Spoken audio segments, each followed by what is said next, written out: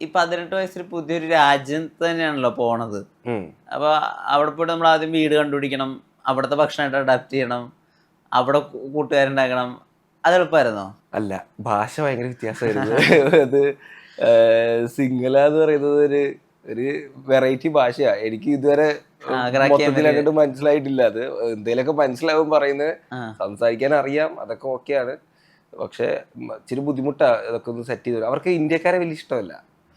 രണ്ട് ടൈപ്പ് ആൾക്കാരുണ്ടോ, എയ്തർ അവർക്ക് നമ്മളെ ഇഷ്ടമാണ്, അവർ നമ്മളെ റെസ്പെക്ട് ചെയ്യുന്നവര്, അല്ലെങ്കിൽ അവർക്ക് നമ്മൾ ഇഷ്ടമല്ല. ആ ഇഷ്ടമല്ല എന്ന് പറഞ്ഞ കാറ്റഗറി ഭയങ്കര എക്സ്ട്രീം ആയിരിക്കും.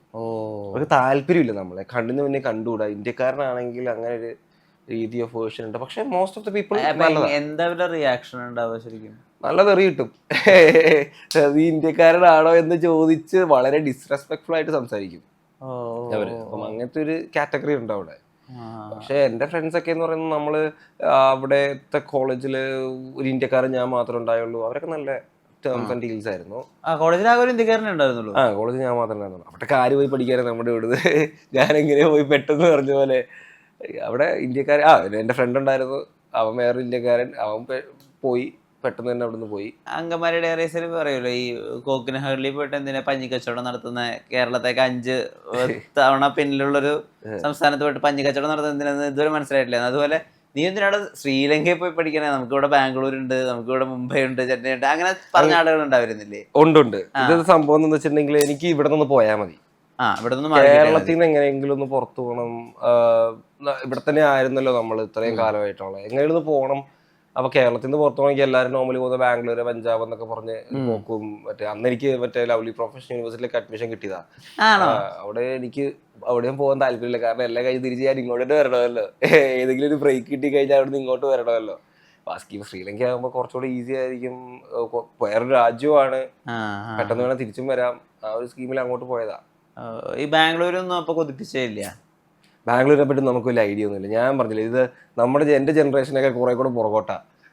ഇപ്പത്തെ ബാംഗ്ലൂർ എന്താന്ന് ഞാനൊരു ബാംഗ്ലൂർ കണ്ടിട്ട് പോലും ഇല്ല. അങ്ങോട്ട് പോയ സാഹചര്യം വന്നിട്ടില്ല. എപ്പോഴും പുറത്തോട്ട് തന്നെ പോകാൻ എനിക്ക് താല്പര്യമുള്ളൂ. ഞാൻ കുറെ എക്സ്പ്ലോർ ചെയ്യും, വേറെ വേറെ രാജ്യങ്ങളിലൊക്കെ പോകും, വെറുതെ ചില്ലടിച്ച് നടക്കുക. അത് തന്നെ നമ്മുടെ മെയിൻ പരിപാടി. അല്ലാണ്ട് ശ്രീലങ്കയിൽ പിന്നെ UK പോകുന്നു. അപ്പൊ UK ബൂം വന്നിട്ടില്ല നമ്മുടെ നാട്ടിൽ? ഇപ്പോഴുള്ള ഭയങ്കരമായിട്ടൊരു UK ബൂം ഉണ്ടല്ലോ. UK ഞാൻ എത്തുമ്പോഴത്തേക്കും 2016 സമയം. 2016-17 ഞാൻ UK എത്തുന്നത്. അന്ന് അവിടെയും ശ്രീലങ്കയുടെ അതേ അവസ്ഥയാ. അന്ന് ഇന്ത്യക്കാർ ഇഷ്ടം പോലെ ഉണ്ട്, ലോട്ട്സ്. മലയാളീസ് ഭയങ്കര കുറവാ. നമുക്ക് അങ്ങോട്ടും ഇങ്ങോട്ടും ആൾക്കാരെ കാണുമ്പോ മലയാളി ആണോ ആ സംഭവം ഉണ്ട്. ഇപ്പൊ അതില്ല, എല്ലാരും മലയാളീസാ. നമ്മള് ഇവിടുത്തെ മലയാളീസിനെ കാണുന്ന പോലെ തന്നെ അവിടെ മലയാളീസിനെ കാണാം. എല്ലായിടവും ഒരു അങ്ങനത്തെ ഒരു വൈബായി മാറിയിട്ടുണ്ട് അവിടെ. അവിടെ പോയിട്ട് അവിടെ നിന്ന് ഒരു ബിസിനസ് ഉണ്ട്, അതിനൊരു ബിസിനസ്സിന് സാധ്യത ഉണ്ട് എന്ന് മനസ്സിലാക്കിയ ഒരു സമയം ഉണ്ടല്ലോ. അതായത് നമുക്ക് പണിയെടുക്കണ്ട, നമുക്ക് ആളുകളെ വെച്ച് മാനേജ് ചെയ്ത് നമുക്കൊരു ക്യാപിറ്റൽ വെച്ച് റൺ ചെയ്ത് അങ്ങനെ കൊണ്ടുപോയാലും ഇവിടെ ഫീസബിൾ ആണെന്ന് തോന്നിയൊരു കാര്യം ഉണ്ടാവില്ല. ആ ഐഡിയ സ്ട്രൈക്ക് ആവുന്നത് എപ്പോഴാ? ബ്രോ, എന്റെ ഫസ്റ്റ് ബിസിനസ് ശ്രീലങ്കയിൽ ഞാൻ അവിടെ റെസ്റ്റോറന്റ് റൺ ചെയ്തോണ്ടിരുന്നതാണ്. ശ്രീലങ്കയിൽ നിന്ന് അത് ഞാൻ പറഞ്ഞില്ലേ, ഇന്ത്യയിലെ ഇഷ്ടമുള്ളതും ഇഷ്ടമല്ലാത്തതുമായിട്ടുള്ള ആൾക്കാര്, ഇഷ്ടമല്ലാത്ത ആൾക്കാർ എൻ്റെ റെസ്റ്റോറൻറ്റ് തല്ലി തകർത്ത് എന്നെ കയറ്റി വിട്ടതാ. അപ്പോൾ അങ്ങനെയാണ് ഞാൻ UK എത്തിപ്പെടുന്നത്. അപ്പൊ പിന്നെ UK പഠിക്കാൻ തന്നെ പോയതാ. Nothing related to business. താല്പര്യമൊന്നുമില്ല. അവിടെ പോയി പഠിച്ച് ആ സമയത്ത് ഞാൻ പറഞ്ഞു മലയാളീസ് കുറവാന്ന് പറഞ്ഞേ. അങ്ങനെ ഊബർ വിളിച്ചപ്പോൾ എൻ്റെ ഊബർ ഡ്രൈവറാണ് എൻ്റെ ബിസിനസ് പാർട്ണർ. ആകെ കിട്ടിയൊരു മലയാളി പുള്ളിയാ. പുള്ളി മലയാളി ആയതുകൊണ്ട് ഇച്ചിരി കപ്പയും മീൻകറിയൊക്കെ ഉണ്ടാക്കി തന്ന് പുള്ളിയുടെ വീട്ടിലൊക്കെ പോയി നമ്മളങ്ങനെ ഒരു ബിസിനസ് ഒക്കെ സംസാരിച്ച് അങ്ങനെ ചെയ്തതാ. Is very well settled in Australia. ഓസ്ട്രേലിയയിലോട്ട് മൂവ് ചെയ്തു പുള്ളി. ബിസിനസ് ഒക്കെ റിട്ടയർ ചെയ്ത് പുള്ളി അങ്ങനത്തെ ഒരു മനുഷ്യനാണ് പുള്ളി. അതാണ് UK ഒരു ലൈഫ്. അവിടെ ബിസിനസ് ഒന്നും ആദ്യമൊന്നും പ്ലാനൊന്നും ഉണ്ടായിരുന്നില്ല. അത് നന്നായിട്ട് സ്ട്രഗിൾ ചെയ്തു. UK അങ്ങനെ നമ്മള് എല്ലാം പറയുമ്പോൾ ക്ലിയർ ആയിട്ട് പറയണമല്ലോ. സ്ട്രഗ്ലിംഗ് ആണോ എന്ന് ചോദിച്ചാൽ ഡെഫിനറ്റ്ലി സ്ട്രഗ്ലിംഗ് ആ. നമുക്ക് പിടിച്ച് നിൽക്കാൻ പറ്റുന്ന ആൾക്കാരാണെങ്കിൽ പറ്റും. നമ്മൾ മറ്റേ സിനിമയിൽ പറയുന്നില്ല, അജേഷിന്റെ ക്യാരക്ടർ ഉണ്ടല്ലോ, നമ്മൾ ഈ വിട്ടുകൊടുക്കില്ലല്ലോ. എനിക്ക് ഈ ഇടയ്ക്ക് വന്നതിൽ ഏറ്റവും ഇഷ്ടപ്പെട്ട സിനിമ അത്. ആ ക്യാരക്ടർ അങ്ങനെയായിരുന്നു, തോക്കാൻ താല്പര്യമില്ല. അപ്പൊ അങ്ങനത്തെ ഒരു മെന്റാലിറ്റി നമ്മൾ സെറ്റ് ചെയ്ത് കഴിഞ്ഞാല് നമുക്ക് എവിടെ എന്തെങ്കിലും വേണമെന്ന് കാണിക്കും. അൻവിന്റെ ഉള്ളിൽ അങ്ങനെ അജേഷ് ഉണ്ടായിരുന്നോ UKയിലും ശ്രീലങ്കയിലൊക്കെ? എന്റെ ഉള്ളിൽ എപ്പോഴും അങ്ങനെയാ. എനിക്ക് താല്പര്യമില്ല. തോറ്റു കഴിഞ്ഞാൽ എന്താ, നമുക്ക് പിന്നെയും ഡെവലപ്പ് ചെയ്യണം. തോക്കൊന്നുമില്ല. അതായത് നമ്മളെപ്പോഴും തോക്കുന്നെന്ന് പറഞ്ഞിട്ടുണ്ടെങ്കിൽ നമ്മൾ ഗിവ് അപ്പ് ചെയ്യുമ്പോഴാണ് തോക്കുന്നത്. നമ്മളൊരു പരിപാടി ചെയ്തുകൊണ്ടിരിക്കുമ്പോൾ ഓക്കെ അത് മടുപ്പിച്ചു നമുക്ക് നിർത്താം എന്ന് പറയുന്നത് വരെ തോക്കത്തില്ല. എത്ര നഷ്ടത്തിൽ പോലും കുഴപ്പമില്ല, നമ്മൾ തോറ്റിട്ടില്ല. നമ്മളെ ഗിവ് അപ്പ് ചെയ്യുന്ന ഒരു മൊമെന്റ് ആണ് നമ്മൾ തോക്കുന്നത്. നമ്മൾ ഗിവ് അപ്പ് ചെയ്യുന്നില്ല. ഒരു കാര്യം സ്പെസിഫിക്കലി ചോദിച്ചോട്ടെ, ശ്രീലങ്കയ്ക്ക് 18 വയസ്സിന് മുമ്പാണ് പോകുന്നതല്ലേ പറയുന്നത്. പിന്നെ അവിടെ പോയിട്ട് ഒരു ബിസിനസ് സെറ്റ് ചെയ്തു, ഇപ്പൊ റെസ്റ്റോറന്റ് സെറ്റ് ചെയ്തു, ഇത് തല്ലി തകർക്കപ്പെടണു എന്നൊക്കെ പറയുന്നുണ്ടല്ലോ. തല്ലി തകർക്കെന്ന് പറഞ്ഞു കഴിഞ്ഞാൽ അവിടുത്തെ ആൾക്കാരെല്ലാം കൂടെ കൂടി നമ്മൾ ഇന്ത്യക്കാരനായതിന്റെ പേരിൽ തല്ലി തകർക്കെന്ന് പറഞ്ഞാൽ ഞാൻ റെസ്റ്റോറന്റ് അടിച്ച് പൊളിച്ച് നശിപ്പിച്ചു നല്ല ഉദ്ദേശിച്ച് നമ്മുടെ കച്ചവടം അങ്ങ് നശിപ്പിച്ചു കളഞ്ഞു, ആ ഒരു രീതി അല്ല ഞാൻ പറയുന്നത്. അപ്പൊ ഇതൊക്കെ നേരിടാൻ ഒരു 10-20 വയസ്സിൽ എങ്ങനെയാ, എന്തായിരുന്നു ധൈര്യം, ആരായിരുന്നു മോട്ടിവേഷൻ, എങ്ങനെയാ? ഈ റെസ്റ്റോറന്റിന്റെ കഥ എന്ന് പറഞ്ഞു കഴിഞ്ഞാല് ശ്രീലങ്കയിൽ നമുക്ക് ക്യാഷ് ആയിരിക്കില്ല എപ്പോഴും ഹോൾഡ് ചെയ്യുന്നത്. എന്റെ പേഴ്സ് ഒന്ന് കളഞ്ഞു പോയപ്പം ഇവിടെ നമ്മൾ ക്യാഷ് അയച്ചാൽ ഈവൻ ദോ നമ്മൾ തൊട്ടടുത്ത രാജ്യമാണെങ്കിൽ ഇവിടെ നിന്നൊക്കെ അയക്കുമ്പോഴത്തേക്ക് ഇച്ചിരി സമയം എടുക്കും അവിടത്തെ. അങ്ങോട്ടേക്ക് എത്തിപ്പെട്ട് നമ്മൾ USD ഡോളറിലാ ക്യാഷ് അവിടെ എത്തുന്നത്. അപ്പൊ നമ്മൾ വിഡ്രോ ചെയ്യുന്നതനുസരിച്ച് കമ്മീഷൻ ഇങ്ങനെ പൊക്കോണ്ടിരിക്കും. അപ്പൊ പെട്ടെന്ന് നമ്മൾ ഒരു വലിയ എമൗണ്ട് വലിച്ചിട്ടായിരിക്കും കൈ പിടിക്കുന്നത്. ഒരു ദിവസം ഇതെല്ലാം കൂടെ കളഞ്ഞുപോയി, പൈസ എല്ലാം കൂടെ ബസ്സിൽ നിന്ന് പോയി. അപ്പൊ ഞാൻ ജസ്റ്റ് ഫുഡ് കഴിച്ചുകൊണ്ടിരിക്കുന്ന റെസ്റ്റോറൻറ്റിലാണ് പോയി സംസാരിച്ച് എനിക്ക് ഫുഡ് തരാമോ, ഞാൻ പിന്നീട് പേ ചെയ്യാന്നുള്ള രീതിയിൽ അവർ കാമായിരുന്നു. ഞാൻ പറഞ്ഞ ഇന്ത്യക്കാർ ഇഷ്ടമുള്ള വിഭാഗത്തിലുള്ള ആൾക്കാരായിരുന്നു. അതെ, അവിടെ തന്നെ ഞാൻ ഫുഡ് കഴിച്ചുകൊണ്ടിരിക്കും, ഡെയിലി അവിടെ നിന്ന് കഴിക്കുന്നത്. അപ്പൊ അവരോട് വിൻസി കഫേ. അപ്പം അവിടെ പോയി അവരോട് സംസാരിച്ചു, അവർ ഓക്കെ ആണ്, ഫുഡ് തരാം, നോ മാറ്റർ. പിന്നെ അവർ ക്ലോസ് ഡൗൺ ചെയ്യുമായിരുന്നു പെട്ടെന്ന് തന്നെ. അപ്പോൾ ഒരു 5-6 ദിവസം കഴിഞ്ഞപ്പോൾ എന്നോട് പറഞ്ഞു നമ്മൾ ക്ലോസ് ഡൗൺ ചെയ്യുക, ലൈക്ക് ഞാൻ എന്തോ ചെയ്യുമെന്ന് ചോദിച്ചു, പൈസ എത്തിയോ എന്ന് ചോദിച്ചു. ഞാൻ പറഞ്ഞു ഇല്ല പൈസ എത്തിയില്ല. അങ്ങനത്തെ ഒരു സ്കീമായപ്പോൾ ഞാൻ ചോദിച്ചു എന്തിനാ ക്ലോസ് ഡൗൺ ചെയ്യുന്നതെന്ന് വെച്ചപ്പോൾ നഷ്ടത്തിലായതുകൊണ്ട്. അന്നാണ് നമ്മുടെ ഓയോ സെറ്റപ്പ് കുറച്ചൊക്കെ ഒന്ന് വൃത്തിയാക്കി സെറ്റ് ചെയ്തെടുത്താൽ നന്നായിട്ട് നമുക്ക് സെല്ല് ചെയ്യാവുന്നൊരു രീതി ഉണ്ടല്ലോ. ഈ നഷ്ടപ്പെട്ട പൈസ ഇവിടുന്ന് അപ്പൻ അയച്ചു തരുമ്പോൾ നമ്മൾ ആ പൈസ എടുത്ത് അവിടെ ഇട്ട് ആ റെസ്റ്റോറൻറ്റ് സ്റ്റാർട്ട് ചെയ്തു. അങ്ങനെയാണ് വേറൊരു 6 റെസ്റ്റോറൻറ്റ് നമ്മൾ ലീസ് ഔട്ട് ചെയ്ത് റൺ ചെയ്തത്. അത് നന്നായിരുന്നു. ഞാൻ പിന്നെ അതുകൊണ്ടൊക്കെ അവിടെ സർവൈവ് ചെയ്തതും ഫീസ് അടച്ചതും. ഇവിടെ നിന്ന് വരുന്ന ഫീസ് അടയ്ക്കാൻ തന്ന പൈസ കൊണ്ടാണല്ലോ അവിടെ കച്ചവടം ചെയ്യുന്നത്. അപ്പൊ കച്ചവടത്തിൽ നിന്ന് വരുന്ന പൈസ കൊണ്ട് ഫീസ് അടയ്ക്കണമല്ലോ, ഒരു ലിങ്ക്. അപ്പൊ എന്ത് ഫുഡ് സെർവ് ചെയ്തായിരുന്നു അവിടെ? ശ്രീലങ്കനായിരുന്നോ ഇന്ത്യനായിരുന്നോ? ശ്രീലങ്കയിലെ നമ്മുടെ ഇവിടുത്തെ എല്ലാം അവിടെ ഉണ്ട്. പുട്ടിനവിടെ പിട്ടു എന്ന് പറയും, അങ്ങനത്തെ വെറൈറ്റി. നമ്മുടെ സംഭവം തന്നെയല്ല അവിടെ. ഫുഡൊക്കെ ചെറിയൊരു ഡിഫറൻസ് എന്നല്ലാതെ കൈൻഡ് ഓഫ് കേരളയും ശ്രീലങ്കയും ഫുഡൊക്കെ ഏകദേശം 95% സിമിലറാണ്. അപ്പൊ നമ്മുടെ അപ്പം അവിടെ അപ്പം ഉണ്ട്, നമ്മുടെ പാലപ്പം എല്ലാം അവിടെ ഉണ്ട്. ഈ കച്ചവടം മൈൻഡ് സെറ്റ് ഒരു സ്ഥലത്ത് നിന്ന് വേറെ സ്ഥലത്ത് വെച്ചിട്ട് ഇത് വെച്ചിട്ട് നമുക്കിപ്പോ മറ്റേ ഒരു കഥയുണ്ടല്ലോ, ഒരു അച്ഛൻ പോകുമ്പോ 3 മക്കൾക്കും പൈസ കൊടുത്തു, ഒരാളത് കുഴിച്ചിട്ടു, മറ്റൊരാളത് ഇൻവെസ്റ്റ് ചെയ്തു, മറ്റൊരാളത് കച്ചവടം ചെയ്തു, അങ്ങനെ ഇതുണ്ടല്ലോ. അപ്പൊ ഓരോരുത്തർക്കും ഓരോ മൈൻഡ് സെറ്റ് ഉണ്ടാവുമല്ലോ. ഈ പൈസ വെച്ചിട്ട് ട്രാൻസ്ഫറിങ്ങും അല്ലെങ്കിൽ ഈ കച്ചവടവും ഇത് ചെറുപ്പം തൊട്ടേ ഉണ്ടോ? ഇതെന്നറിയോ, ജീവിത സാഹചര്യം പഠിപ്പിച്ചതാണ്. നമ്മൾ ഒരു പോയിന്റില് നമുക്ക് മനസ്സിലാവണം നമ്മൾ എന്ത് പേടിക്കാനാ, നമ്മൾ എന്തിനാ പേടിക്കേണ്ട കാര്യമുള്ളത്. കാരണം നമുക്ക് എല്ലാ ആക്ഷനും ഒരു കോൺസിക്വൻസസ് ഉണ്ട്. റെസ്പോൺസിബിലിറ്റി നമ്മൾ ഏറ്റെടുത്താൽ മതി. നമുക്ക് പൈസ പോയി ഞാൻ കച്ചവടം ചെയ്ത് കുളവാക്കിയിട്ടുണ്ടെങ്കിൽ ആ റെസ്പോൺസിബിലിറ്റി എന്റെയാണ്, അത് ഞാൻ തിരിച്ച് റീകൂപ്പ് ചെയ്താൽ മതി. അതിപ്പം ബ്രോയുടെ നിന്ന് ഞാനിപ്പോ 500 കൊണ്ട് ചെലവാക്കിയിട്ടുണ്ടെങ്കിൽ ഞാൻ ആ ബ്രോയ്ക്ക് 500 കൊണ്ട് തിരിച്ച് തരിക എന്നുള്ളതാണ് എന്റെ പരിപാടി. അത് ഞാൻ എങ്ങനെ തരുന്നു എന്നുള്ളത് ഞാൻ ഇപ്പൊ ബ്രോയെ ചിലപ്പോൾ അറിയത്തില്ലായിരിക്കും. നമ്മളെ എവിടുന്നെങ്കിലും തിരിച്ചു മറിച്ചിട്ടായാലും കച്ചവടം ചെയ്തിട്ടായാലും തിരിച്ചു തരും. അപ്പൊ ആ ഒരു സെറ്റപ്പ് കച്ചവടം എനിക്ക് ഉണ്ടായിരുന്നു തോന്നുന്നു. ബ്ലഡ് ഇല്ല ഹെറിഡിറ്ററി ആയിട്ട് എന്റെ അച്ഛൻ ഇപ്പോ പ്രത്യേകിച്ച് ഒരു കോഴി ഫാമൊക്കെ റൺ ചെയ്ത് ഇങ്ങനെ ചില്ലായിട്ട് പോകുന്ന ഒരു മനുഷ്യനാണ്. ബ്ലഡ് ലൈനിലുള്ള കാര്യമൊന്നും ബ്ലഡ് ലൈനിൽ എവിടെയെങ്കിലും ഉണ്ടാവുമല്ലോ. അപ്പന്റെ ഫാമിലിയിൽ എവിടെയെങ്കിലും അമ്മയുടെ ഫാമിലിയിൽ എവിടെയെങ്കിലും ആരെയൊക്കെ ചെയ്തിട്ടുണ്ടാവും. അല്ലാതെ എനിക്ക് തോന്നാനുള്ള എനിക്ക് ഇതൊക്കെ സ്കില്ല് നമ്മൾ ഡെവലപ്പ് ചെയ്തത് മാത്രമാണെന്ന് തോന്നുന്നില്ല. എവിടെയെങ്കിലും എന്തെങ്കിലും ലിങ്ക് കിട്ടുമ്പോഴാണ് നമ്മളിത് ഡെവലപ്പ് ചെയ്യുന്നത്. എനിക്കിനെ പഠിക്കാൻ വലിയ താല്പര്യമൊന്നുമില്ലായിരുന്നു. പഠിച്ചങ്ങനെ വലിയ ആളായി ഇങ്ങനെ ഹൈ എൻഡ് പൊസിഷനിൽ ഇരിക്കണം എന്നൊന്നുമില്ല. അതിനേക്കാളും മണ്ടക്കിരിക്കാൻ ബിസിനസ് ആണല്ലോ നല്ലത്. ഈ ശ്രീലങ്ക പോയ സമയത്ത് നാട്ടിലത്തെ ഫ്രണ്ട്ഷിപ്പ് സർക്കിൾ കുറച്ചൊന്ന് കട്ടാവില്ലേ? ഫ്രണ്ട്ഷിപ്സ് അങ്ങനെ അധികം ഉണ്ടായില്ല എനിക്ക്. ആ ഫ്രണ്ട്ഷിപ്പ് ഉള്ള ഒരാളാണ് ശ്രീലങ്കയിൽ ഉണ്ടായിരുന്നത്. അങ്ങനെയാണ് പുള്ളിയുടെ അടുത്തോട്ട് എത്തിപ്പെടുന്നത്. ആ ഒരു സ്കീം. അധികം ഫ്രണ്ട്സ് ഒന്നും ഉണ്ടായില്ല. ചൈൽഡ്ഹുഡ് എങ്ങനെയായിരുന്നു? ശ്രീലങ്കയിലോട്ട് പോകുന്ന സമയത്താണ് അധികം ഫ്രണ്ട്സ് ഇല്ലാത്തത്. കയ്യിലിരിപ്പ് ആ ഒരു രീതിയിൽ അപ്പോഴാണ് ഫ്രണ്ട്സ് ഇല്ലാതായിരുന്നത്. അതിന് മുമ്പ് ഒരുപാട് ഫ്രണ്ട്സ് ഉണ്ട്. ഞാൻ 2 സ്കൂളിലൊക്കെ പഠിച്ച് ഒത്തിരി ഫ്രണ്ട്സ് ഉണ്ട്. അവരൊക്കെ ഇപ്പൊ സ്റ്റിൽ ഇൻ ടച്ച് കേട്ടോ. ഫ്രണ്ട്സ് എല്ലാവരും ഉണ്ട്. ഞാൻ പറഞ്ഞ അന്ന് അങ്ങനെ ഇവിടെ നിർത്തി അങ്ങോട്ട് പോവാൻ എന്നെ ഇവിടെ ബന്ധിപ്പിച്ച് നിർത്തുന്ന ഫ്രണ്ട്ഷിപ്പ് ഒന്നുമില്ല. ഈ പോകണ്ട ഞാൻ നിന്നെ മിസ് ചെയ്യും എന്ന് പറയുന്ന ഫ്രണ്ട്സ് ഒന്നുമില്ല. അതിപ്പോ ഉണ്ട്. ഇപ്പോഴും ഞാൻ ഭയങ്കര ലിമിറ്റഡാ എത്ര ഫ്രണ്ട്സ് ഉണ്ടെന്നുള്ള കാര്യത്തില്. എന്നെ അവിടെ നിന്ന് ഇവിടെ നിന്നൊക്കെ ബ്രോ ഇനി എപ്പോഴും കാണുകയാണെങ്കിൽ ആ എൻ്റെ വണ്ടിക്കകത്ത് ഇരിക്കുന്ന ഫ്രണ്ട്സാണ് ഫ്രണ്ട്സ്. UK ഞാൻ ഇങ്ങോട്ട് പോകുന്നപ്പോൾ ആ ഫ്രണ്ട്സ് എൻ്റെ കൂടെ വന്നിട്ടുണ്ട്. ഞങ്ങളിപ്പോൾ തിരിച്ചു പോകുമ്പോഴും അവരെൻ്റെ കൂടെ തിരിച്ചു കഴിയും. അതാണ് ഫ്രണ്ട്സ്. അത് നമുക്ക് വേണമെങ്കിൽ വിരലെണ്ണാം. അത്രേ ഉള്ളൂ. വളരെ കുറച്ച് ആൾക്കാരേ ഉള്ളൂ. ചില്ലൻ കാം. ലാസ്റ്റ് ബെഞ്ചർ ആയിരുന്നോ, മിഡിൽ ബെഞ്ചർ ആയിരുന്നോ, ഞാനോ ബാക്ക് ബെഞ്ചർ? എന്താ ഡൗട്ട്? നമ്മളെ ബ്രോ അങ്ങനൊന്നുമില്ല. നമ്മള് പാസ്സായ പോലെ. നമ്മുടെ എഡ്യൂക്കേഷൻ സിസ്റ്റത്തിൽ വലിയൊരു ഫോൾട്ട് ഉണ്ട്. നമ്മളെ എഡ്യൂക്കേഷൻ സിസ്റ്റത്തിൽ ആരും പൈസ ഉണ്ടാക്കാൻ പഠിപ്പിക്കത്തില്ല. പൈസ ഉണ്ടാക്കുന്ന ഒരാളുടെ അടിയിൽ എങ്ങനെ വർക്ക് ചെയ്യാനാണ് പഠിപ്പിക്കുന്നത്. ഈവൻ ദോ ഇപ്പം നമ്മള് +1 +2 സയൻസും കൊമേഴ്സും, ഞാൻ കൊമേഴ്സ് ആയിരുന്നു. ഈ കൊമേഴ്സ് എടുത്തു കഴിഞ്ഞാല് ബിസിനസ് സ്റ്റഡീസും കാര്യങ്ങളൊക്കെ ഉണ്ടല്ലോ.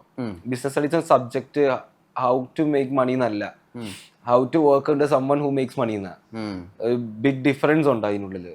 അപ്പം അതിൽ നിന്നൊന്നും നമ്മളൊന്നും പ്രത്യേകിച്ച് ഗ്രാസ്പ് ചെയ്തിട്ടില്ല. അപ്പം നമ്മുടെ എഡ്യൂക്കേഷൻ സിസ്റ്റം കുറച്ചും കൂടെ ഒന്ന് സെറ്റപ്പ് ചെയ്ത് കഴിഞ്ഞാൽ കുറെ പേർക്ക് കുറെ ഇൻഫർമേഷൻസ് കിട്ടും. നമ്മൾ വെറുതെ കാണപ്പാടം പഠിച്ച് പോകുന്ന ലൈഫല്ലേ നമുക്ക്. ഞാൻ പറയട്ടെ, ഈ ക്രെഡിറ്റും ഡെബിറ്റും എന്താന്ന് പോലും എനിക്ക് അറിയത്തില്ലായിരുന്നു പഠിച്ചുകൊണ്ടിരിക്കുന്ന ഒരു സമയത്ത്. ഈ റിയൽ ലൈഫ് വന്നപ്പോൾ ബാങ്ക് അക്കൗണ്ട് ഒക്കെ ഓപ്പൺ ചെയ്യുമ്പോൾ ബാങ്ക് അക്കൗണ്ടിലോട്ട് ഡെബിറ്റ് ആണോ വരുന്നത്, ഇപ്പോൾ പൈസ വന്നു കഴിഞ്ഞാൽ ക്രെഡിറ്റ് ആണെന്ന് കാണിക്കുന്നത്. അപ്പോഴാണ് നമുക്ക് അന്ന് സ്ട്രൈക്ക് ചെയ്യുന്നത്, ഓ അന്ന് നമ്മൾ പഠിച്ചുകൊണ്ടിരുന്ന ഈ സാധനമാണെന്ന്. അത് വളരെ സിമ്പിളായിട്ട് നമുക്ക് ഒരാളെ പഠിപ്പിക്കാൻ പറ്റും. നല്ല ടീച്ചേഴ്സ് ഉണ്ടാവണം, അത് വേറെ കാര്യം. എനിക്ക് നല്ല ടീച്ചേഴ്സ് ആയിരുന്നു, ആരും ഞാൻ കുറ്റം പറയുന്നില്ല. ഇനിയിപ്പോൾ നാളെ അവർ പറയും മോശം പഠിപ്പിക്കാന്നല്ലേ, നമ്മുടെ കയ്യിൽ പോയിട്ട് തന്നെയാണ് പഠിക്കാതിരുന്നത്. ബട്ട് കുറെ കൂടെ റിയൽ ലൈഫായിട്ട് അഡാപ്റ്റ് ചെയ്ത കാര്യങ്ങൾ പഠിപ്പിച്ചിരുന്നെങ്കിൽ നമ്മുടെ ആൾക്കാരൊക്കെ ഒരുപാട് മുന്നോട്ടെത്തിയേനെ. നമ്മുടെ എഡ്യൂക്കേഷൻ സിസ്റ്റത്തിൽ വലിയ ഫോൾട്ട് ഉണ്ട്. Shout out to the education system. അത് അങ്ങനെയാണ്. നമ്മുടെ സ്കൂളിലൊക്കെ പഠിക്കുന്ന സമയത്ത് നമുക്കൊരു ഇൻക്ലിനേഷൻ ഉണ്ടാവുമല്ലോ. ആർട്സ് ഉണ്ടായിരിക്കും, സ്പോർട്സ് ഉണ്ടായിരിക്കും, അത് ചിലപ്പോൾ കുറച്ചുകൂടി ലിറ്റററി സൈഡിലൊക്കെ നമുക്ക് വേറെ എന്തെങ്കിലുമൊക്കെ ചെയ്യാൻ പറ്റും, എഴുത്തുണ്ടായിരിക്കും. അൻവിന് എവിടെയാണ് തന്നിരുന്നത്? പ്രത്യേകിച്ച് കഴിവൊന്നുമില്ല. കുറച്ച് വരയ്ക്കുമായിരുന്നു. സ്പോർട്സിൽ ഇപ്പൊ എന്താ ജാവൽ എറിയുമായിരുന്നു. ജാവലിൻ ത്രോയ്ക്ക് ഞാനിവിടെ അവിടെ ഇവിടെയൊക്കെ പോയി മത്സരിച്ചിട്ടൊക്കെ ഉണ്ട് ആ ഒരു സമയത്ത്. അതല്ലാണ്ട് നമുക്ക് അങ്ങനെ പ്രത്യേകിച്ച് കഴിവൊന്നുമില്ല. നമ്മൾ വെറുതെ കഴിവുള്ള പിള്ളേരെ നോക്കി നിൽക്കുക എന്നുള്ളത്, അതാണ് നമ്മുടെ കഴിവ്. ഒരാളെങ്ങനെ നോക്കി നിൽക്കാലോ. സ്പോർട്സ് ആയാലും ആർട്സ് ആയാലും അവർക്ക് കഴിവുണ്ട്, ആ ഒരു രീതി. അല്ലാണ്ട് എനിക്ക് പ്രത്യേകിച്ച് കഴിവൊന്നും ഉണ്ടായില്ല. അത് ഞാൻ പറയാൻ മടിയൊന്നുമില്ല എനിക്ക്. നമുക്കില്ലാത്ത കാര്യം നമുക്കില്ലെന്ന് പറഞ്ഞാൽ പോരെ. പക്ഷേ ഈ ആളുകളായിട്ട് സംസാരിച്ചിട്ട് ബിസിനസ് ഡീലായാലും അത് ക്രാക്ക് ചെയ്യാനും, അല്ലെങ്കിൽ ഇപ്പോൾ നമ്മളൊരു സ്ഥലത്തേക്ക് പോകുമ്പോഴായാലും ശരി, നമ്മൾ അവരുടെ കൂടെ നിലനിന്ന് അവർക്കൊരു ഫീൽ ഉണ്ടാക്കാനുള്ള ഒരു കഴിവുണ്ടല്ലോ അൻവിന്. അത് സെയിൽസ് എനിക്ക് ഈസിയാ. അത് ഞാൻ പറഞ്ഞു, അത് നമ്മൾ ലൈഫ് പഠിപ്പിച്ച സാധനമാണ്. ഒരു കാര്യം, ഒന്നാമത്തെ കാര്യം നമ്മളത് ഡെവലപ്പ് ചെയ്ത് കാണിച്ചിട്ടുണ്ടാവണം. സെയിൽസിൽ ഒരു എക്സാമ്പിൾ കാണിക്കണം. വെറുതെ ഒരാളെ പിടിച്ചിട്ട് ആ ഒരു ആടിനെ പിടിച്ച് ഇത് പട്ടിയാന്ന് പറഞ്ഞ് വിൽക്കാൻ പാടില്ല. പക്ഷെ നമ്മളത് കാണിച്ചിട്ടുണ്ടെങ്കിൽ ആട് വാലാട്ടത്തിന്റെ പേരിൽ അത് പട്ടിയെന്ന് പറഞ്ഞ് വിൽക്കാൻ എനിക്കറിയാം. ഓക്കെ, സെയിൽസ് നമ്മൾ ഡെഫിനറ്റ്ലി ചെയ്യും. എനിക്ക് സെയിൽസ് ഇഷ്ടമുള്ള പരിപാടിയാ. പ്രൗഡ് ടു സേ ഞാൻ സെയിൽസ്മാൻ ആണ്. എനിക്ക് ബിസിനസ് ഡീൽസ് ക്ലോസ് ചെയ്യാൻ ഇഷ്ടമാണ്, മീറ്റിംഗ്സിന് പോകാൻ ഇഷ്ടമാണ്. ഇങ്ങനത്തെ പരിപാടീസൊക്കെ എനിക്ക് ഭയങ്കര ഇഷ്ടമുള്ള കാര്യങ്ങളാണ്. ഞാനങ്ങനെ സ്ട്രെസ് അടിച്ച് ബിസിനസ് ചെയ്യുന്ന ഒരാളല്ല. സ്ട്രെസ്ഫുൾ ആയിട്ട് ബ്രോ, ഈ business in the sense like ഞാനൊരു മില്യനെയറോ ബില്യനെയറോ ഒന്നും അല്ല. എനിക്ക് വേണ്ടത് ഫൈനാൻഷ്യൽ ഫ്രീഡം എൻ്റെ കയ്യിലുണ്ട്. ഓക്കെ, എനിക്കിപ്പം ഇന്ന് എവിടെയും പോകണ്ടേ, ഇന്ന് എവിടെയും പോകണ്ട, ഇന്ന് എവിടെയും പോകണോ, ഇന്ന് എവിടെയും പോവാം. ആ ഒരു ഫ്രീഡമാണ് ഞാൻ ഉദ്ദേശിക്കുന്ന ഒരു ലൈഫ്. അല്ലാണ്ട് നമ്മൾ റിട്ടയർ എന്നൊക്കെ പറയുമ്പോഴത്തേക്കും ആൾക്കാർ വിചാരിക്കുന്നത് like millions and millions of ഡോളേഴ്സും കൊണ്ട് റിട്ടയർ ചെയ്ത് ആ ഒരു സ്കീം അല്ല. Like I have my financial freedom. എനിക്കിപ്പം ഇവിടെ വരണോ, ഇപ്പം ഞാൻ ഇങ്ങോട്ട് വന്നില്ല, ഞാൻ 23rd ഇങ്ങോട്ട് കയറി വന്നു, 13th ഞാൻ തിരിച്ചു പോകുന്നുള്ളൂ. ആ ഒരു വൈബ് എന്ന് പറഞ്ഞു കഴിഞ്ഞാൽ എനിക്ക് 14th പോയാൽ മതിയോ, ആയിക്കോട്ടെ 14th പോയാൽ മതി. അത് എൻ്റെ ഒരു ഡിസിഷൻ എടുക്കാൻ തരുന്ന ഒരു ഫ്രീഡം ഉണ്ടല്ലോ. അതാണ് ഞാൻ ഈ ഒരു ഫൈനാൻഷ്യൽ ഫ്രീഡം കൊണ്ട് ഉദ്ദേശിച്ചത്. എപ്പോൾ വേണമെങ്കിലും നമുക്ക് എന്ത് വേണം ചെയ്യാം ബ്രോ. ഒരു ബോട്ടിൽ ഓഫ് വാട്ടർ ഇത് നമുക്ക് പൈസ നോക്കാതെ വാങ്ങാൻ പറ്റുന്നതാണ് ഫൈനാൻഷ്യൽ ഫ്രീഡം. അത് ഉണ്ടായാൽ മതി. അല്ലാണ്ട് നമുക്ക് ഒരുപാട് പൈസയൊന്നും ഞാൻ എവിടെ ഉണ്ടാക്കിയിട്ടൊന്നുമില്ല. ചില്ലാൻ കാമായിട്ട് ലീവ് ചെയ്ത് പോവാ. മരിക്കുന്നത് വരെ നമുക്ക് ഇങ്ങനെ പോകാൻ പറ്റും, അതെന്തായാലും എനിക്കറിയാം. പക്ഷേ അതുവരെ ഇങ്ങനെ പോകാൻ തന്നെ എനിക്ക് താല്പര്യമുള്ളൂ. എന്താ ഓർമ്മയിലുള്ള ക്രാക്കായ ഒരു ബിസിനസ് ഡീല് പറഞ്ഞുതരാം. ഓഗസ്റ്റ് മാസം 16 ആയിരുന്നു ഏകദേശം ലൈഫ് ഒന്ന് സ്പ്ലിറ്റ് ആയത്. ഐ മീൻ ലൈഫ് ഒന്ന് ബിഗ് ആയത് 2019. ഓക്കെ, അതൊരു നല്ല സമയമായിരുന്നു എനിക്കത്. കറക്റ്റ് ചെയ്യാൻ ഓർത്തിരിക്കാൻ കാരണം ഒന്ന് എൻ്റെ ഫ്രണ്ടിന്റെ ബർത്ത്ഡേ, ഒന്ന് എനിക്ക് ആ ഡീല് ഞാൻ ക്ലോസ് ചെയ്ത ദിവസമാണ്. കാരണം ഞങ്ങളൊരു സാധാ കമ്പനിയിൽ നിന്ന് വലിയൊരു ഡീല് പിടിച്ചിട്ട് അതൊരു മാസീവ് കമ്പനി ആവുന്ന ദിവസം അത്. അതായത് നെക്സ്റ്റ് ഡേ തൊട്ട് ആ കമ്പനി ലൈക്ക് ഹ്യൂജാ. അത് നമ്മൾ ഡീല് ക്ലോസ് ചെയ്ത് ബ്രോ. ഈ ഡീല് ക്ലോസ് ചെയ്യാന്ന് പറഞ്ഞു കഴിഞ്ഞാൽ നമ്മളുണ്ടല്ലോ, എനിക്ക് നല്ല വണ്ടികളൊന്നും ഇല്ല. നല്ല വണ്ടികളില്ലാത്തപ്പോൾ സ്യൂട്ടൊക്കെ ഇട്ടിട്ട്, ഈ സ്യൂട്ട് എന്നൊക്കെ പറഞ്ഞ ഏതെങ്കിലും ഒരു ചാത്തൻ കടയിൽ പോയിട്ട് വാങ്ങിച്ചിട്ടിട്ട് അഡ്ജസ്റ്റ് ചെയ്ത്, എനിക്ക് തടിയൊന്നും ഇല്ലല്ലോ, നമ്മുടെ ഉള്ളിലൊരു ഡ്രസ്സൊക്കെ ഇട്ട് കറക്റ്റ് ഫിറ്റ് ചെയ്ത് ഒക്കെ വെൽ ഡ്രസ്ഡ് ആയിട്ടൊക്കെ പോകുമ്പോൾ, നമ്മളൊരു ഡീലിന് പോകുമ്പോൾ ഒരു ഒരു ഒരു സോപ്പ് പെട്ടി കാർ കൊണ്ടാണ് നമ്മൾ പോവുക. ഓക്കെ, ആ ഡീലിൽ അവിടെ ചെല്ലുമ്പോൾ നമ്മൾ വലിയ കമ്പനിയുടെ ആളാന്നൊക്കെ പറഞ്ഞിട്ടല്ലേ പോവാ. അവിടെ ചെന്ന് കഴിഞ്ഞാൽ നമ്മള് വണ്ടി ഏതെങ്കിലും മൂലയ്ക്ക് കൊണ്ട് പാർക്ക് ചെയ്തിട്ട് ഏതെങ്കിലും നല്ല വണ്ടിയുടെ ഇടയിൽ കൂടെ ഇറങ്ങി വരും. ഞാൻ ഇങ്ങനെ വരുന്ന ഒരാളാണെന്ന് കാണിക്കണമല്ലോ എന്നുള്ള രീതിയിൽ അങ്ങനെ കയറി വന്ന് പോയി സംസാരിച്ച്. ഇപ്പോഴും എനിക്ക് ഓർമ്മയുണ്ട്, എന്റെ ഫസ്റ്റ് ഡീൽ എന്ന് പറയുന്നത് ഒരു മൾട്ടി മില്യൺ കമ്പനിയുടെ ഓണറാന്നൊക്കെ പറഞ്ഞിട്ടാണ് ഞാൻ പോയിട്ട് കോൺട്രാക്ട് പിടിക്കുന്നത്. പിടിക്കപ്പെടുന്നില്ല, നമ്മള് കാമായിട്ടൊക്കെ കാര്യം പറഞ്ഞാൽ മതി. ഫുൾ കോൺഫിഡൻസ് അല്ല, പിടിക്കപ്പെടുന്നില്ല. നമ്മളെങ്ങനെ പിടിക്കപ്പെടും? നമ്മൾ പോയിട്ട് ഞാൻ ബ്രോയോട് സംസാരിക്കുന്ന കാര്യം, ഇപ്പൊ ബ്രോ ഇപ്പൊ എന്ത് കേട്ടില്ല ഇത് വിശ്വസിക്കുന്നത്, ഇത് ചിലപ്പോ സത്യമാകാൻ കള്ളമാണ്. ഞാൻ ഈ ബ്രോയോട് പറയുന്ന ഈ കോൺഫിഡൻസ് ഉണ്ടല്ലോ, ഇതേ കോൺഫിഡൻസോട് തന്നെയാണ് ഞാൻ അവിടെയും പോയി സംസാരിക്കുന്നത്. കാമായിരുന്നു, നല്ല ഡീലായിരുന്നു. അതൊരു ചെറിയൊരു കോൺട്രാക്ട് എന്ന് പറഞ്ഞാൽ ബേസിക് കോൺട്രാക്ട് കിട്ടി, നമുക്ക് ജീവിക്കാൻ പറ്റുന്ന ഒരു കോൺട്രാക്ട് ആയത്. നമുക്ക് ഡേ ടു ഡേ ലിവിങ് ഒക്കെ മീറ്റ് ചെയ്യാം, പിന്നെ കോൺഫിഡൻസ് കൂടുമല്ലോ. അങ്ങനെ ഞങ്ങൾ ഡെവലപ്പ് ചെയ്ത് ലൈഫ് വാസ് ഗുഡ്. അത് ഇപ്പോഴും ആ കമ്പനീസ് ഉണ്ട് എനിക്ക്, അത് ഇപ്പോഴും റണ്ണിങ്ങിലാണ്. കുറേയൊക്കെ അവിടെ ഇവിടെയൊക്കെ ആയിട്ട് തപ്പിയാ കിട്ടുന്നില്ല, അങ്ങനെ മൊത്തത്തിൽ എൻ്റെ തപ്പിയാ കിട്ടത്തില്ല. നമ്മുടെ അങ്ങനത്തെ ഒരു സെറ്റപ്പ് ഡിജിറ്റൽ പ്ലാറ്റ്ഫോമിൽ അധികം ഇല്ല. നമ്മൾ അതിൻ്റെ ഇടയിൽ കൂടെ ഒക്കെ കളിച്ചോണ്ടിരിക്കുന്നതാണ്. അതാ ഞാൻ പറഞ്ഞ ലൈഫ് ഈസ് സ്റ്റിൽ. ഏറ്റവും ലോ പോയിന്റ് ഏതായിരുന്നു? പട്ടിണി ഉണ്ടോ? പിന്നെ പട്ടിണി കിടക്കാതൊക്കെ ഒരു മനുഷ്യൻ എങ്ങനെ ഇവിടെ എത്തുക? നമ്മൾ അന്ന് ആദ്യത്തെ കാലമൊക്കെ പോയ സമയത്ത് ഞാൻ പറഞ്ഞത് ശരിക്കും ഭക്ഷണം കഴിക്കാൻ ഇല്ലാത്ത അവസ്ഥയാണോ പറയണത്, അതോ എന്തൊക്കെയോ കഴിക്കാനുണ്ട് അതാണോ? ഞാൻ ഈ പറയാൻ പോകുന്ന സാഹചര്യത്തിൽ കൂടെ ആയിരിക്കും അവിടെ വന്നിട്ടുള്ള റിച്ച് ബാക്ക്ഗ്രൗണ്ടിലല്ലാത്ത ഒരുവിധപ്പെട്ട എല്ലാ പിള്ളേരും പോയിക്കൊണ്ടിരുന്നത്. ഒരുവിധപ്പെട്ട എല്ലാവരും പട്ടിണി കിടന്നുണ്ടാവും. കാരണം നമുക്ക് ഉണ്ട്, എന്തായാലും ആൾക്കാർ പട്ടിണി കിടന്നിട്ടുണ്ടാവും. കാരണം അത് അവിടെ അത്ര ഞാൻ പറഞ്ഞില്ലേ, നമ്മുടെ മൈൻഡ് സെറ്റാണ് ഇതൊക്കെ ഡെവലപ്പ് ചെയ്യൂല്ലോ എന്നുള്ളത്. മൈൻഡ് സെറ്റ് ഇല്ലാത്ത ആൾക്കാർ വന്ന് മെന്റലി ബ്രേക്ക് ഡൗൺ ആയി പോയി കഴിഞ്ഞാൽ നമുക്കൊന്നും ചെയ്യാനില്ല. അപ്പം എൻ്റെ ലോവസ്റ്റ് പോയിന്റ് പട്ടിണിയാണ് ഡെഫിനറ്റ്ലി. ഞാനും എൻ്റെ ഒരു കൂട്ടുകാരൻ ഞങ്ങൾ ഒരുമിച്ചാണ് പട്ടിണി കിടന്നിട്ടിരുന്നത്. അവനിവിടെ ഇപ്പോഴും ഉണ്ട്, ഇപ്പം ഇവിടെ നാട്ടിൽ സെറ്റില്ല. ഞങ്ങൾ അത്യാവശ്യം അനുഭവിച്ചിട്ട് തന്നെയാണ് ഇങ്ങനെ എത്തിയത്. ഇനി എങ്ങനെയാ ഒരു പട്ടിണിയുള്ള ഒരു ദിവസം ഉണ്ടായിരുന്നത്? ബ്രോ, നമ്മള് പഠിക്കാൻ പോവല്ലേ, പഠിക്കാൻ പോകുന്ന സമയത്ത് നമുക്ക് ഇൻകം ഒക്കെ ക്രിയേറ്റ് ചെയ്യണമെങ്കിൽ ഒരു ജോലിയും കാര്യങ്ങളൊക്കെ കണ്ടുപിടിക്കണമല്ലോ. പാർട്ട് ടൈം വന്നാല് നമുക്ക് പാർട്ട് ടൈം ആയാലും ഫുൾ ടൈം ആയാലും ഇനിയിപ്പോ എന്ത് ബിസിനസ് ആയാലും എന്ത് ജോലിയായാലും നമ്മൾ ചെയ്യുമല്ലോ. അപ്പൊ ഈ ജോലി കണ്ടുപിടിക്കേണ്ട ഒരു ടൈം ഉണ്ടല്ലോ. ആ ഒരു സമയത്ത് കുറച്ചു കാലം നമുക്ക് ആദ്യം വലിയ ബുദ്ധിബോധമൊന്നും ഉണ്ടാകത്തില്ല. നമുക്ക് ഇവിടെ കിട്ടുന്ന പൈസ എല്ലാം കൂടെ നമ്മൾ കൊണ്ടുപോയിട്ട് അവിടെ നമ്മൾ ഓക്കെ ഇത് UK ആണെന്ന് പറഞ്ഞിട്ട് പൊട്ടിക്കും. പൊട്ടിക്കുമ്പോൾ കുറച്ച് പൈസ കയ്യിലുണ്ടാകത്തില്ല. പിന്നെ പതുക്കെ നമ്മൾ ഫുഡിന്റെ നിലവാരം കുറഞ്ഞു വരും. നമുക്കൊരു ജോലി ഇല്ലെങ്കിൽ പട്ടിണിയൊക്കെ ഇഷ്ടംപോലെ കിടന്നിട്ടുണ്ട്. അവിടെ ഇവിടെയൊക്കെ ആയിട്ട് കിടക്കും. വിശപ്പ് വെള്ളം കുടിച്ച് കിടക്കും.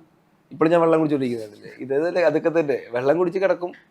പിറ്റേ ദിവസം ആകുമ്പോഴത്തേക്കും ആരെങ്കിലും ഫ്രണ്ട്സ് ഒക്കെ വരുമ്പോഴത്തേക്ക് ആർക്കെങ്കിലും എന്തെങ്കിലും ശമ്പളം കിട്ടുമ്പോൾ ഒരു പിസയൊക്കെ വാങ്ങിച്ച് ഞങ്ങളെല്ലാം കൂടെ ഷെയർ ചെയ്ത്, ഞാൻ എൻ്റെ കാര്യം മാത്രമല്ല പറഞ്ഞ ആ വീട്ടിലെ എല്ലാവർക്കും അതേപോലത്തെ ഒരു അവസ്ഥയായിരുന്നു ആ ഒരു സമയത്ത്. അന്ന് ഇപ്പോഴും ഓർമ്മയുണ്ട്, 300 കോണ്ടൊക്കെ ഉണ്ടാക്കുന്ന ഒരു ഫ്രണ്ട് ഉണ്ടായിരുന്നു എനിക്ക് മാസം. അത് ബിഗ് ഫിഗർ ആയിരുന്നു. അത്രയും പൈസ ഉണ്ടാക്കുക എന്ന് പറയുന്നത്. ആ ഒരു പൈസയും കൊണ്ട് ഞാനോട് ചോദിക്കും റിച്ച് ആണല്ലോ എന്നുള്ള സ്കീം. അത് ആ ഒരു ടൈം അങ്ങനെയായിരുന്നു. ഇപ്പോഴുള്ള ആൾക്കാർ ഇനിയും കുറച്ചും കൂടെ ബുദ്ധിമുട്ടും. കാരണം ഇപ്പോൾ സാച്ചുറേറ്റഡ് ആയി ജോലിയും കാര്യങ്ങളൊക്കെ. UK ജോലി കണ്ടുപിടിക്കാൻ ഇച്ചിരി ടഫ് ഉണ്ട്. കണ്ടുപിടിക്കും, അത് വേറെ കാര്യം. പക്ഷെ ജോലി ഒരുപാട് പേരുള്ളത് കൊണ്ട് അവിടെ എത്ര 6.5 മില്യൺ പീപ്പിളും കണ്ട മൊത്തത്തിൽ UK ഒരു പോപ്പുലേഷൻ. അപ്പൊ നമ്മുടെ മലയാളീസ്, പഞ്ചാബീസ്, നോർത്ത്, സൗത്ത് എന്നൊക്കെ പറഞ്ഞ് കുറെ പേര് വരുന്നുണ്ട്. ഞാനും അതിലൊരാളാ, അത് വേറെ കാര്യം. പക്ഷെ നമ്മളെല്ലാം കൊണ്ട് ജോലി കണ്ടുപിടിക്കുക എന്ന് പറയുമ്പോൾ എന്റെ സ്റ്റാഫ് മൊത്തം മലയാളീസാ. രസം എന്ന് പറഞ്ഞാൽ കുറെ പേർക്ക് എന്നെ അറിയത്തില്ല, ഞാനാണ് കമ്പനിയുടെ ഓണർന്ന് ആർക്കും അറിയത്തില്ല. ഞങ്ങളത് കാണിക്കാനും പോവാറില്ല.